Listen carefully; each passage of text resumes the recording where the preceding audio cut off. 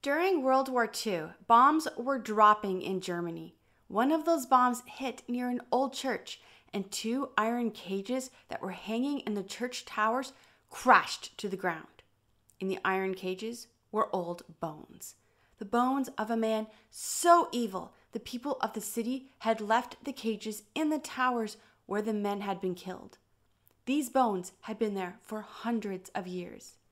The city had to decide what to do. Was it time to let the memory of this man rest? Should they simply just destroy the cages? But the town voted to fix the tower and put the cages with the bones back in the tower. The city believed this vile man should never be forgotten. So just to be clear, while Hitler was in power, these people in Germany believed they needed to remember the horror of this man this city had once followed to make sure they didn't make that mistake again. Honestly, they didn't see the irony in that at all. Who was this man?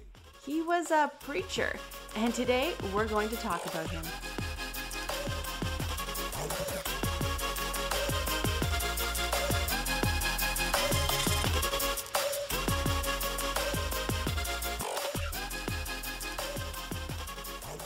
Before I start this week's episode, let me tell you a little about what's going on in my life. I've been busy recording and editing here in my studio. One of the things I love to do is record audiobooks or voiceover work for YouTubers, and I've been really busy with that lately. If you have a book you would like to have recorded or you're looking for a voiceover artist, you can contact me for more information. My email address is lauralee@lauraleesiemens.com, and I'm going to have that for you in the show notes below. For now, let's look at today's story. We are in the middle of the Reformation. In our last episode, we talked about the Anabaptists. In this episode, we're talking about the worst church in history, and it happens to be an Anabaptist church. Now remember, there were two ways of thinking in the beginning of the Anabaptist history. One belief was that there was to be no violence at all, not even in self-defense. There was a complete separation of state and church, which meant the church members could not participate in the state at all.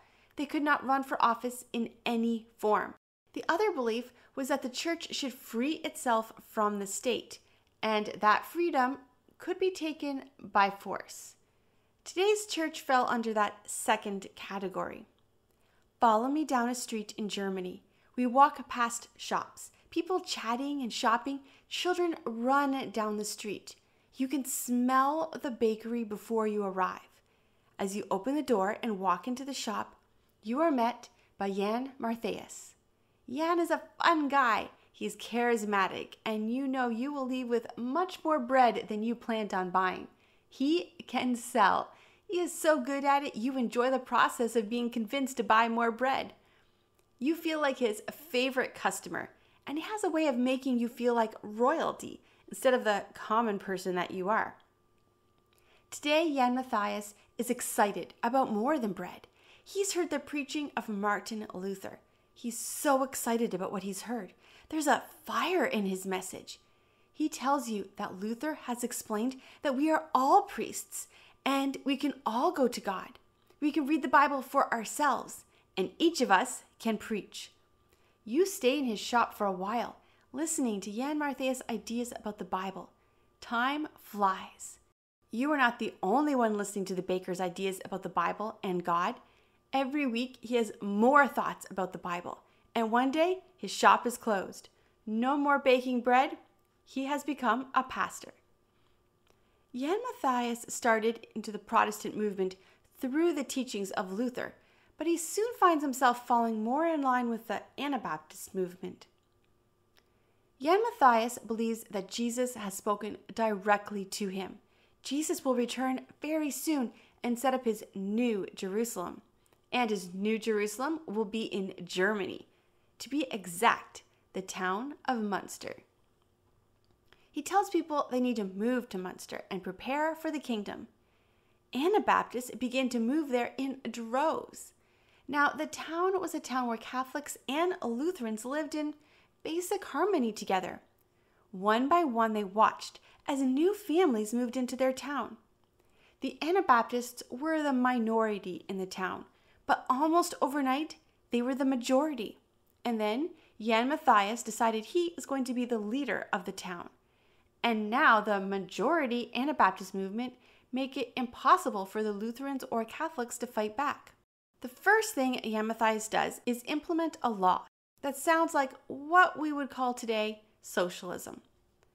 That, of course, is not a movement that had been created at this point in history, but it sounds like socialism. Matthias said that the early church shared everything so that no one would be without. Munster would do the same. Everyone should share everything. No one would own their own property. If you know anything about history, you know this idea never works out well. The next thing Jan Matthias did was ban all books except the Bible. He had all books brought to the center of town and burned. Then he had all statues and any Catholic relics destroyed. His followers broke down all the statues and pieces of art in the city and destroyed them. The Catholics and the Lutherans living in Munster were very angry. The statues were to them symbols of the town and the men who had lived there before them. But the mobs were too great, so they couldn't stop them. But it was about to get worse.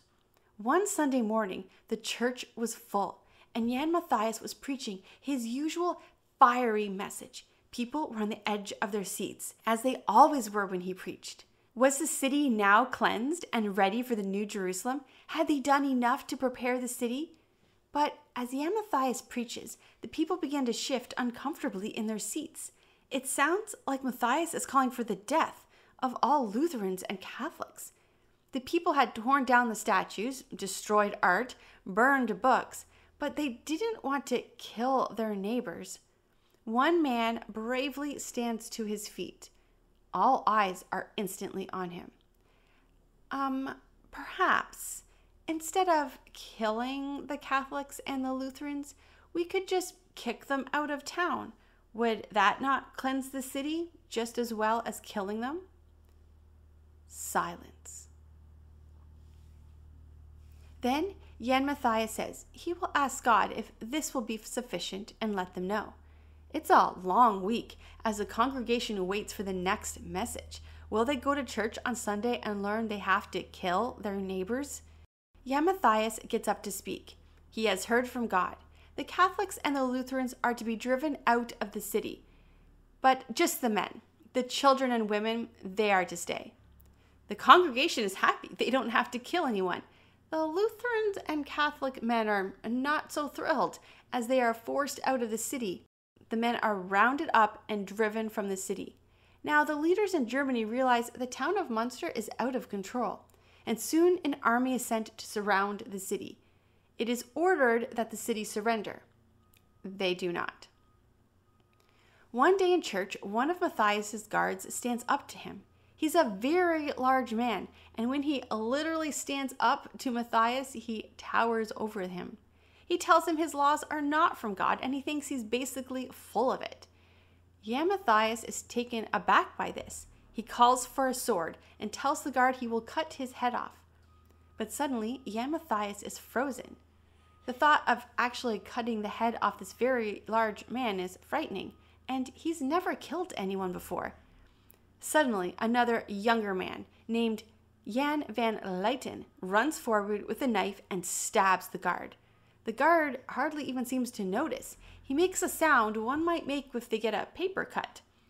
Jan van Leiten continues to stab the man, but the man only seems to get annoyed by the matter. Suddenly, the guard's wife comes forward and takes the guard, and the two leave. The whole thing is kind of awkward, and it would be a really funny story, except the guard ended up getting an infection from one of the cuts and died from the infection 8 days later. More and more people start to question the teaching of Matthias. Maybe this city isn't going to be the New Jerusalem. Matthias realizes he's going to have to keep the city. He will need to attack and kill the army that's still surrounding the city. He plans on attacking on Easter Sunday.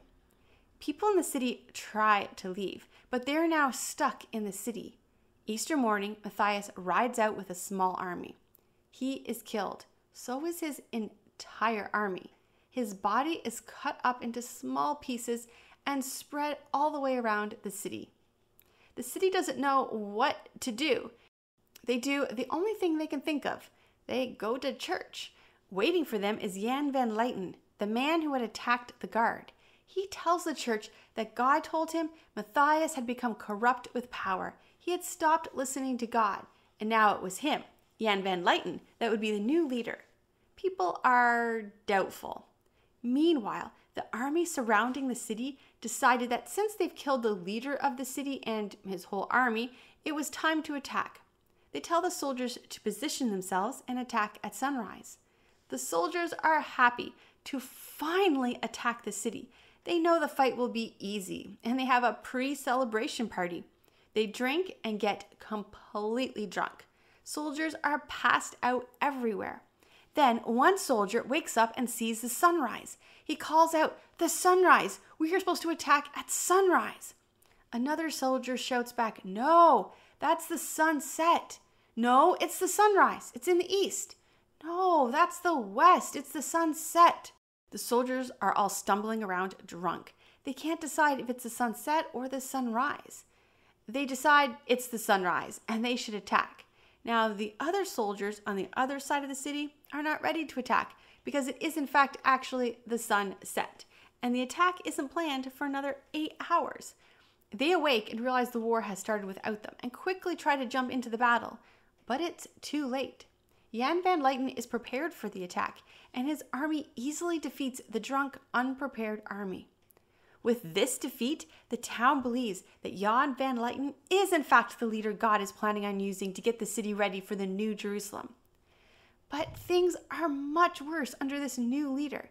He sets up new laws. Basically, everything becomes a capital crime. For example, complaining and fighting with each other, capital crime. People are found guilty and killed for every small offense. Then he makes it a law that every man must marry at least 2 women. This is because the women and children whose husbands were kicked out of the city need families. So suddenly homes are destroyed. Wives are not happy that suddenly there's another wife in the home. And the new wives don't actually want to be there. But no fighting or complaining, or you will be sentenced to death. So imagine, suddenly you must allow another woman into your home to live as a wife with your husband. And if the leadership in your town sees even a hint of complaining, you will be killed.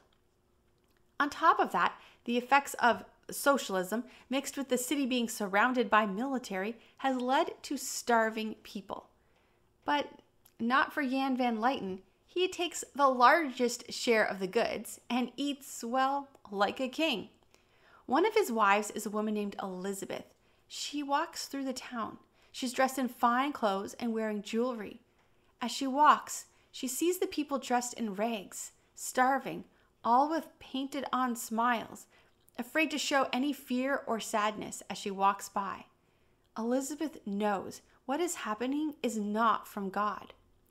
At the next meal, she stands. She slowly takes off her jewelry. She takes off her fancy coat. She says that her husband, Jan van Leyten, is not doing God's will. He should be taking care of the people, but they are starving while he eats like a king. Jan van Leyten goes into a fury. He grabs Elizabeth and brings her to the center of town. He calls everyone in the city to come. He then forces her to kneel and beheads her. Then he tells the rest of his wives they must dance for him around her body. The town is horrified. The army that has surrounded the city decides to attack again. This time they are not drunk, and the army breaks through the city gates. They kill most of the people in the city. They take Jan van Leyten and 2 of his main helpers and put them into cages. They then publicly torture them for 4 hours. And then, once they are dead, they have the cages hung from the top of the church as a reminder to everyone to never follow a man like this again. And that is the cages that fell during the bombing in World War II. The cages were put back and are still there today. You can visit the city of Munster and see the cages for yourself. Today we can learn from this story in history. The people who followed the baker were not planning on becoming a church that would go down in history as the most evil church ever. They left for Munster excited and anticipating a new Jerusalem. They got caught up in a movement. It was just statues, and then just art, and then just books, and then just kicking out the Catholic and Lutheran men, and then just never ever agree to anything that's just. Elizabeth died standing up for what was right. No one defended her. No one was willing to die with her. Yet, everyone who refused to stand with her did eventually die. The guard as well. He stood alone. I heard somewhere the statement, "It is the second one to dance that matters." If one person is dancing to music, people will stare, maybe even laugh. No one wants to join in until the second person joins in. The second person dances. Then everyone else who wanted to dance but was too afraid to join will jump in and join. We need to not be afraid to stand alone. But also, if you see a person standing, don't be afraid to join them. Be the second person to dance. Maybe it isn't a fight you were planning on having that day, but here you are, in the fight. Don't stand by. Don't do nothing. Everyone followed both Jan van Luyten and Jan Matthias because they were the leaders. It became clear pretty fast they were insane. I know the people living there had to be questioning what was happening, but they didn't question authority. They trusted the experts. Think for yourself. Be willing to ask the hard questions and get out before it's too late. My final thoughts I have is this. We all know the statement, if we don't learn history, we will be doomed to repeat it. This is why the cages are still hung in the old church today. The town of Munster does not want to forget. And yet, most of us do not know this story. And the story has been repeated over and over and over. As we go through more of church history, we will see this same story being replayed. A dynamic preacher, share all your belongings, destroy the past, listen to me, I hear directly from God, and then death. It's a story that repeats itself. Different languages, different cultures, different countries, even different continents. The reason it repeats itself is that we have the same enemy, Satan, and he doesn't have to come up with new strategies because we seem to never learn from the mistakes of others. So let's learn from this history and let's not repeat it. As far as the Anabaptist movement, after this, the group that wanted nonviolence and to not partake in any government movements became the majority in the Anabaptist movement. Next week, we will see one more Anabaptist, Menno Simons, and we will look at the churches today who came from the Anabaptist movement. Make sure you don't miss a single episode. Leave a 5-star review and subscribe. For more podcasts, blogs, and videos, visit my website, lauraleesiemens.com. I'll see you next week.